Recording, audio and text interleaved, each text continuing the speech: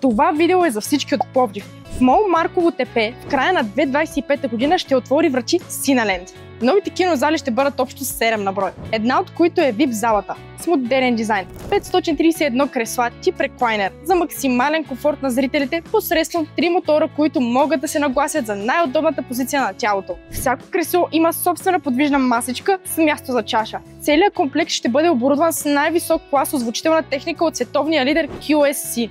Отново само в Cineland зрителите получават допълнително удобство. Киното разполага с втори щанд Fast Track за по-бързо обслужване на посетителите, закупили онлайн билети. VIP залата, за която споменах по-рано, е с 5 двойни специални кинолегла, а като допълнителни услуги зрителите могат да изберат сами филма, който да гледат. Осигурено е сервиране, а VIP гостите могат да се насладят на уединение, специално отношение, голям екран, качествен DTS звук и домашен уют. А освен всичко това има още две големи изненади. Едната е, че ще има IMAX зала, в която ще може да гледате филми на екран, който е с 26% по-голям, с ново поколение IMAX лазери, който дава по-висок контраст, по-ярки цветове и истинско HDR усещане. А звукът е толкова мощен, че го усещаш в тялото си. Другата изненада ще обявим съвсем скоро в социалните ни мрежи, а до тогава може да ни последвате.